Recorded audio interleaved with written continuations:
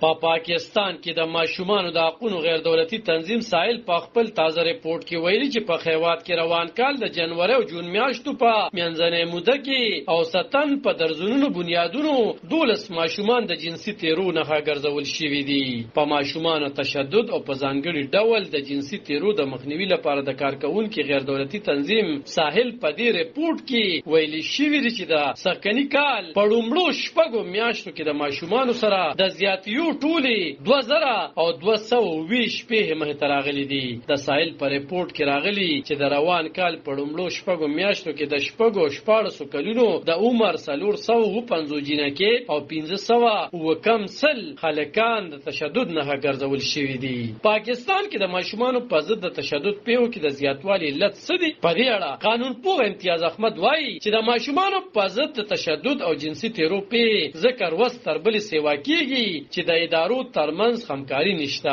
او په قانون خو عمل نه کیږي او بلدا چې په ظلمو کې خو د بیداری کمی دي. ساحل په ماشومانو د جنسي تیرو، اغوا، د لادرکې او د کمومرې د ودونو د پیښو د شمیرې د شپږتیا اخبارونو څخه راټولې کړي دي. د ریپورت تر مخه د ماشومانو سره د حادثو تشدد ټول 903 پیښې ریپورت شوي دي. 900 ماشومان مړه شوي، 143 ماشومان د قتل پیښې شوي دي او همدا ډول 143 ماشومان په سړکونو د حادثو لامل مړه شوي. ریپورت کې ویل شوي چې د روان کال په لومړو شپږو میاشتو کې 511 ملزمان په ماشومانو جنسي تیری کې ککړ موندل شوي دي چې پکې زیاتره د اغیزمنو ماشومانو پیژنګلو. خو د ماشومانو د حقوقو فعالین وایي چې دا شمیر زیات خوب کېدی شي ځکه چې ډېرې پیښې نه ریپورت کیږي.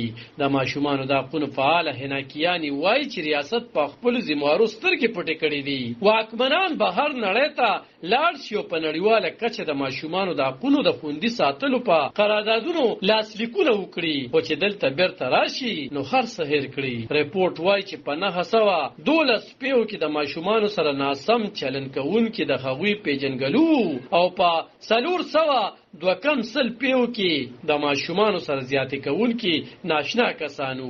د ساحل ریپورت زیاتوي چې د ماشومانو په ضد د تشدد او تیرو 11% پیښې په لارو سړکونو باندې، 11% پیښې د متاثره ماشومانو په کورونو یا سیمو کې او 4% پیښې په میدان د عبادت په ځایونو او جوماتونو کې شوي دي.